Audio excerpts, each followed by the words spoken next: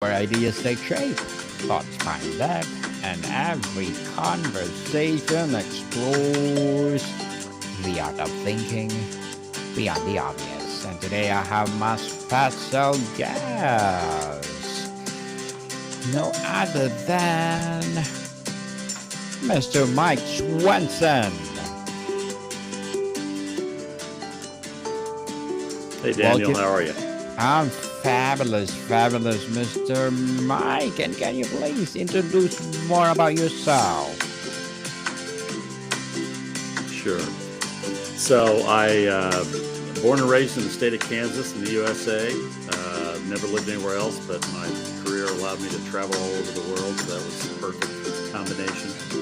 I started out in broadcast journalism, which is what I thought I wanted to do my entire life, but took a little detour to get into politics and became press secretary for a governor here in the state of Kansas back in the 80s. And my next move was to get to Kansas City and work for a PR firm for about a year, and then went to an ad agency that wanted to start a PR firm in 1987. Started the PR firm there and grew it and ran it.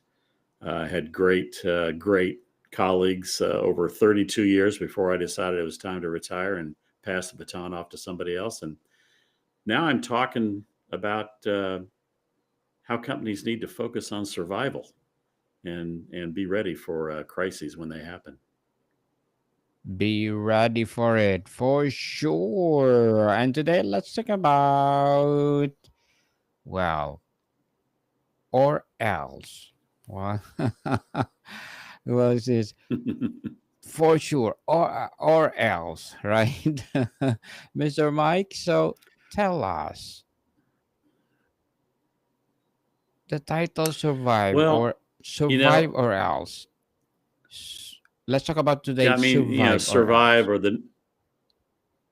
or the notion of survival and survive seems very drastic, but at the same time, in the world today, and whether you're in business or you're a nonprofit or you're running an educational institution, there's just so much going on, and there's a lot of turmoil in the world today, and a lot of things that we have to all figure out. And so when we're in these times of change, I like to think about the notion that followers wait for certainty, but leaders create certainty. And if a leader is willing to take that on and say, I need to create certainty for the people who work with me. I need to create certainty for my family. That's leadership. And how do you do that? Well, a lot of times what you have to do and be prepared for is that you have to understand in business or in life, bad things are going to happen to us. We've all in our own lives have had crises occur, and the word crisis sometimes it's blown up to be something big, but it can also be something small. But the fact of the matter is, it's something that takes us off our game. It takes us away from the path we were on, and now we got to figure out how to get back on that path. But in the meantime, we got to solve this problem that came up. And so, one of my passions that grew out of my 40 plus years in communications was helping to work with organizations to understand that, if you plan ahead of time, if you have a team in place, if you understand what can go wrong, if you understand what the first few steps you need to take in times of crisis, and you understand what you're going to say when a crisis hits. Let's don't wait 90 minutes to figure out what the message is. If you have those four things in place, you're likely going to come out stronger and better on the other side. And that's survival, but then survival becomes not a defensive game like some people think it is. It's more of an offensive game. And that's how I like to think of crisis as an opportunity, huge opportunity for an organization to grasp a hold of the problem in front of them, own it, fix it, and move on. Definitely let it go too. Survive or else. How does the concept move beyond cliche business survivalism to address the fundamental human instinct in today's volatile world? Well, we've all heard the concept of fight or flight. And fight or flight means either you stay in the game and duke it out and win, or you retreat and move away. And maybe in some cases that might be the right thing to do. Probably not in most cases. It's better to get in, fix the problem, and make sure it doesn't happen again. More importantly, um, and I think part of what you know we've gotten to be with in the business world so focused on the quarter, how our stock is doing if we're a public company, for a private company, how our quarter is, quarter by quarter by quarter. And you know leaders don't real leaders, I don't think that way. They think beyond the fact of just the day-to-day grind. It's more about, okay, what do we have to do? And this comes back to crisis, Daniel, in that what do we have to do to make sure bad things don't happen? Do we have policies in place that are keeping us from moving ahead? Do we need some new policies and rules in place, or new approaches? Let's get away from policies, but new approaches to how we are running our business or running our organization, so that we can anticipate that, we know that these number of bad things could happen, but what if we could take one of those bad things and do something to prevent it from ever happening? And that's what we've always called real crisis management. Instead of just managing the crisis at hand and getting through it, it's more about fixing a problem before it happens and getting in front of it. And that's what we've always tried to focus on at the PR firm I was at. And then when I retired, I really kind of took this on as kind of my mission to kind of convince organizations that, it's a pretty simple thing to get in front of a crisis and be ready for it when it happens. If I'm waking up, if I'm running a company and I'm 4 a.m., the phone rings, one of two things is going to happen. If I'm prepared and I've got a crisis team in place and a crisis plan in place, that phone call at 4 a.m. is going to be the call from the leader of the crisis team saying, this has happened. Here's the steps we've already taken. Here's our messaging that we're putting out right away to get in front of it. And just want to make sure you're aware that we're on top of it. Or the call at 4 a.m. comes in from somebody in the company and says, hey, this just happened. What shall we do? And that's a big difference. And that's where leadership comes into play. Mr. Mike, what is the critical psychological shift someone must make to move from passive hope to survive stance to an active survive or else determination? Yeah, I love you, right, the way you posed that question, because there is there are organizations and there's leaders out there who are passive and who wait, and their companies probably aren't growing. They're probably not expanding. If it's a nonprofit, it's probably not raising as much funds as they need to fulfill their mission. They may not be getting they may not be convincing the volunteers that and putting the passion in place to say, hey, I want to volunteer for this nonprofit.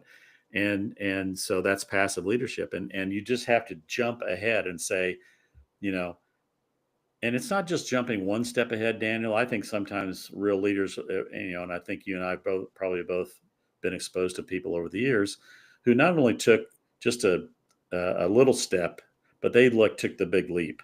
They said, you know what, this may, this may take, it may take me a long time to bring everybody along, but this is where we need to go. And if that kind of leadership and people believe in that kind of leader, they're going to come along, and they'll come along faster, and they'll get caught up faster than they will with a passive leader who is just kind of like plodding along, taking care of business day to day. And that kind of company may work, and it may go on and be, I wouldn't say successful, but it may be okay.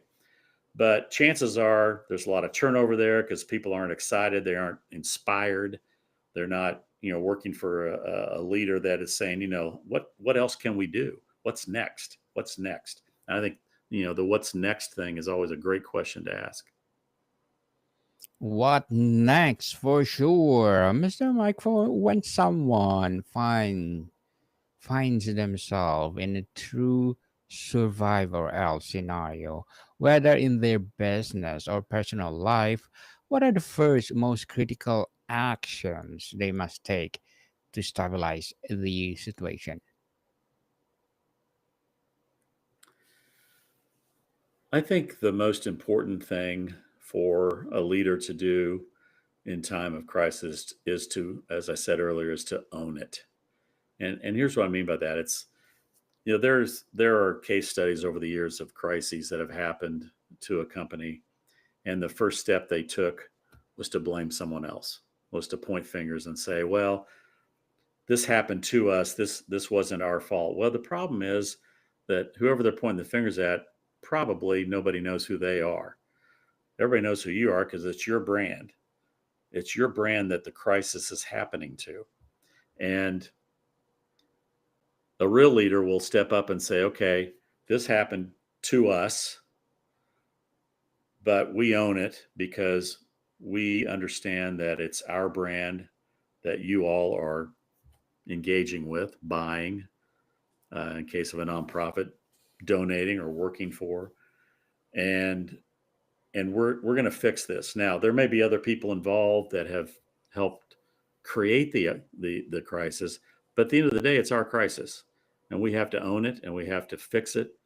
And it's always been my experience is those leaders who own it fast will come through the crisis and much faster. It'll be over with faster than if you don't own it and you kind of delay everything and then it just kind of keeps hanging on. And I'm sure you've seen that happen over the years as well. Definitely. And how can someone train themselves to make clear, rational decisions under extreme pressure and with limited information? Well, if I could put a plug in right now, is that all right? I think I think I would Go I ahead, Mr. would I Mike. would urge people to well, I would urge people to go to my first of all, go to my LinkedIn profile, Mike Swenson one on LinkedIn, because there's a lot of free content there about crisis, and I put that out there so that people can you engage with that at their leisure. But there's a lot of things they can learn from some of the content on there. There's case studies, there's lessons, there's things to be learned about how to manage crises. And then for those who are ready to take the next step of, okay, how do I put a crisis plan in place? If they go to crisistrack.com, which is CRISISTRAK, crisistrack.com, I've created 9 videos there, which they can purchase for under $1,000, and and I spell out in detail how you can put your own crisis plan together. And if they run into a hurdle or they get stopped somewhere, I'd be happy to get on the horn with them on a Zoom like this or on the phone or whatever and help them through that process. But the process we created at the PR firm back in the 90s is so simple. It's 5 steps, and I've alluded to those earlier. And it's easy for a company to do that themselves of any size. And I'm really targeting smaller or medium sized companies. The other thing, Daniel, that I really am, kind of talking more and more about is there may be somebody listening tonight that's ready to start a company. It's an entrepreneur. They've got a great idea. They're putting their business plan together. And I would just encourage them very strongly to put a crisis planning process in place in their business plan. Because I guarantee you, if they stand up in front of their investors or potential investors and present their business plan, and one plank of that business plan is, hey, we understand things are going to go wrong. Bad things can happen, but we've got a process in place that we're ready to put in place and handle that when it does happen. I think investors would that'd be could be the linchpin to getting that person to invest in your idea, if they know that you've already thought about the fact that bad things can happen and you got a way to fix it. How can a leader project confidence and control their team during a survivor else moment even if they are terrified internally. No, and that's such an important point because we think of all the other audiences we have. We have customers, we have prospective customers, we may have shareholders, we may have vendors. The most important group is what you just said, Daniel, is the staff, the employees of that company. If a crisis happens at a company that I'm involved with, I'm going to be looking on to see how we're handling it. Now, I may be the newest hire. I may be the 23-year-old right out of school, and I just got hired on. So I'm just starting out, and then something bad happens at my company, and I'm looking on and seeing the leadership how they're handling it. And the big thing for me as that 23-year-old newbie is somebody walks up to me and says, "Yeah, they pull the team together, the whole company together, and say, we got a crisis going on. Here's what's happened. Here's what we're doing to fix it. And here's what we're saying to everybody. So if anybody asks you about what's going on at your company, you've got something to say. And we're empowering our employees to go back home at night, and when their neighbors ask them what's going on, they have something to say, and that gives them confidence that I've made the right decision to work for this place because something bad happened in my first month, and yet here they are handling it right, and makes me feel really good about what I've chosen to do and my first job I've chosen. Mr. Mike, how does consciously envisioning and accepting the worst possible outcome?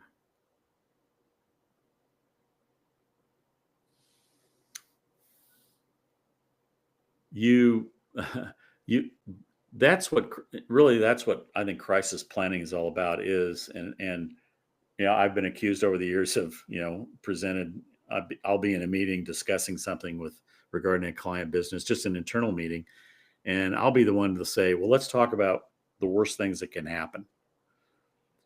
Because if we address and can address the worst things that can happen, then we're covered because anything else that happens all the way up to the worst thing, we know how to handle. We'll figure that out.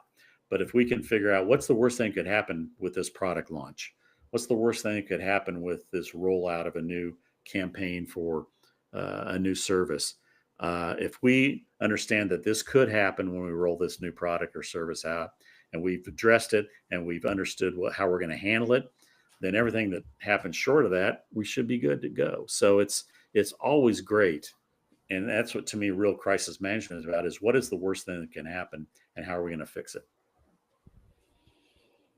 How we gonna fix it for sure? In this scenario, survival often comes at a cost. How do you navigate the difficult trade off and ethical dilemmas that arise when facing the ultimatum?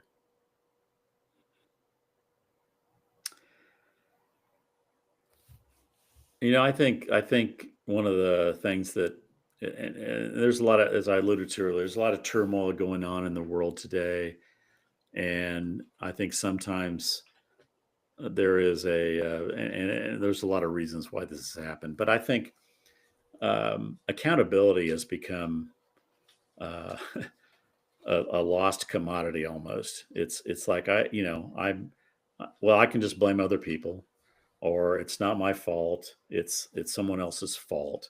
I'm not accountable. And I guess what I'm saying tonight in this discussion is the most important thing a leader has is their reputation.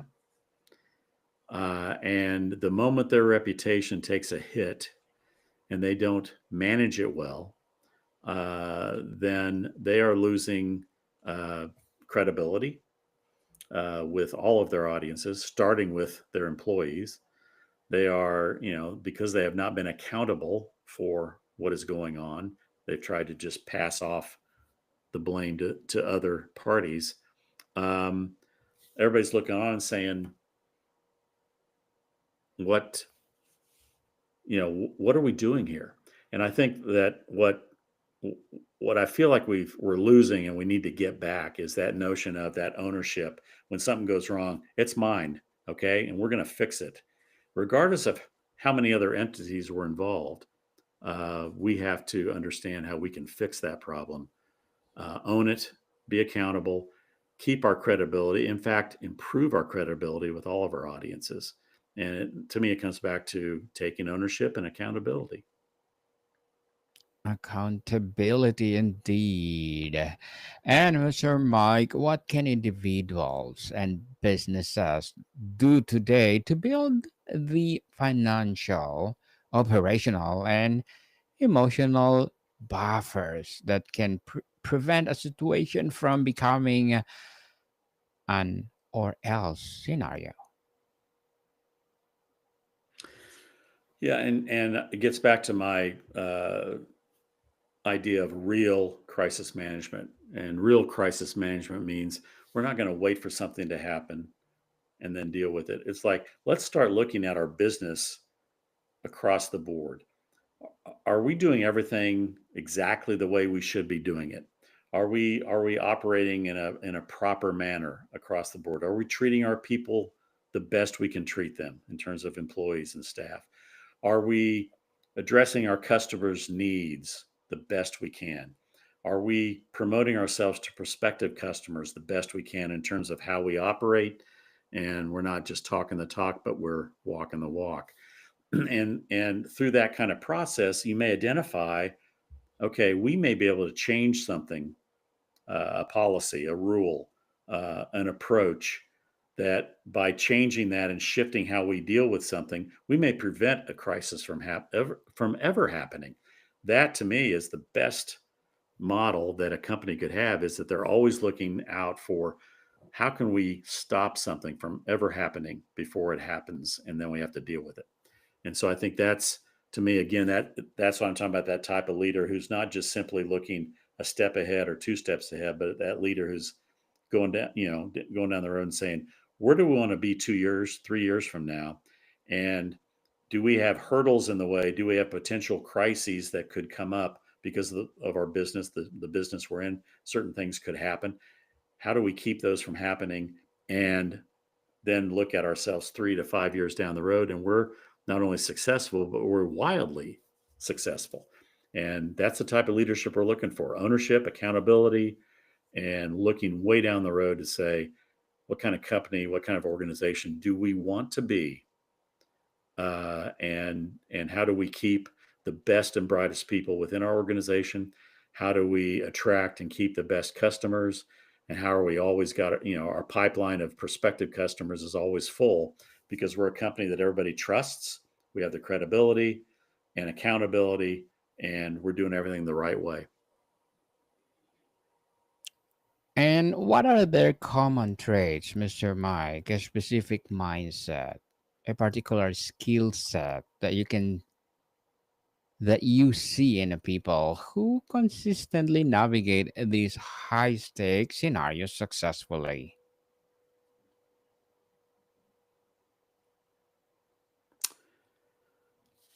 You know, to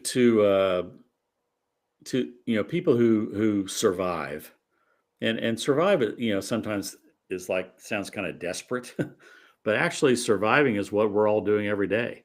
And so if you put a different kind of positive spin on it, surviving is the ability to keep stretching, to keep looking down the road, and know that regardless of the crises that happen, we have a process in place to protect us when bad things do happen. So I'm not going to worry about that anymore as a leader, because I put that in place. Now I can look beyond that and go down the road. And my point of now survival is, okay, how am I going to make sure we're still around in 5 years, 10 years? What do I need to be doing way down the road? And that's the kind of inspirational leadership that people are looking for, that they want to work for, and the type of inspirational leadership that people want to buy from, or in the case of a nonprofit, want to donate to and volunteer for. Um, Always looking down the road. And so survival should not be just considered as this kind of defensive, I got to just hang in there and hopefully everything will be okay. It's more about, no, survival is, I want to survive. I want to be around 10 years from now. I want to be surviving 5 or 10 years from now. So what do I need to do to make sure that happens.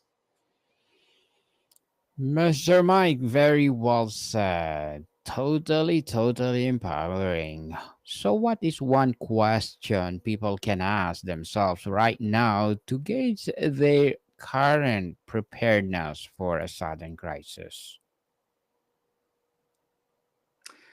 Well, if you're getting ready to put your head on the pillow and the phone rings at 4 o'clock and you're the head of an organization, what is that call going to be? Is it going to be the call from your crisis team leader saying everything's under control? Or is it going to be the call that is saying, what do we do? Because we have not put anything in place. And now it's up to me as the leader, because I didn't have the foresight to put a plan in place, put a team in place to take care of things when bad things happen. Now we're in chaos. We don't have messages. We don't know what we're going to say to anybody. And in this day and age, Daniel, you and I know as well as anybody, we're sitting here talking, live on our computers, and news travels this fast. If one of us had a crisis right now, we'd be experiencing it in real time. So I want to know that when I get that call at 4 a.m., I'm a leader, that I'm going to hear on the other end of the phone a calm, reasoned voice saying, "We've got this, boss." We got this, boss. That's awesome. Awesome, Mr. Mike. And before we wrap up our discussion for today, I'm inviting you to please listen to my other podcast, people, because my abstract essay is already in fifth season, abstract poetry in second season, and my book 101 review in fifth season too. Comedy 101 in second season, and my food 101 in fifth season as well. Geography 101 in its fourth season, and my baby podcast Law 101 and Mental Health 101. Love Letters in third season, and Movie 101 Review and Music 101 in fourth season, and Science 101 and Sex 101 in its first season. Please listen to them wherever you listen your podcast. So, Mr. Mike, if you could leave the audience of viewers with one fundamental principle for facing any survive or else moment in their lives, what would it be? Own it as quickly as possible. When something goes wrong, take ownership, take responsibility.